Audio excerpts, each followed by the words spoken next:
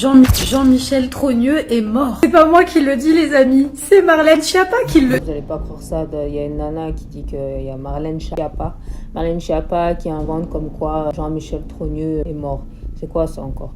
C'est un coup de massue pour nous dissoudre nos terres de Brigitte ou d'Emmanuel, ou c'est quoi cette histoire? Je sais pas, il y a Candace Owens qui nous sort toute une théorie, tout un truc justifié sur la famille de Brigitte Macron qui est en réalité Jean-Michel Trogneux.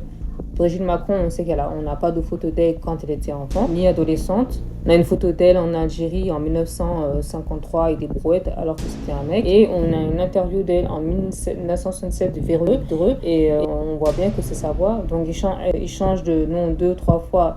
Et en 91, on voit une dame voir Emmanuel Macron faire du théâtre. On voit bien que c'est elle. C'est bien, rassurez-moi. Dites-le moi. C'est pas qui le dit. Écoutez ça. Mais il y a une histoire humaine derrière. On a instrumentalisé le décès du frère de Brigitte Macron.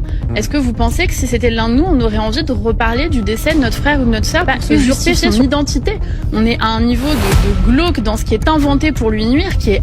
Je crois que j'ai loupé un épisode là. J'ai vraiment loupé un épisode. Il y a que moi qui ai loupé un épisode. Non, parce qu'il y a pas si longtemps que ça, il me semblait que Brigitte Macron avait soi-disant poursuivi Candace Owens en justice parce qu'elle voulait prouver que son frère était bien vivant et qu'il existait. Et maintenant, il serait mort et on n'est pas au courant. Donc, il est mort quand en fait? Il est mort après la série Becoming Brigitte. C'est quoi le délire?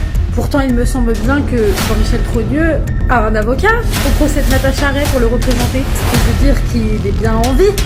Alors pourquoi Marlène Schiappa nous dit qu'il est décédé?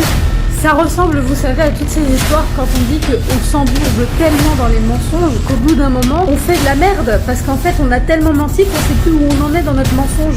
Non mais là, vraiment, c'est la bourde la plus intersidérale que j'ai jamais vue. Vraiment.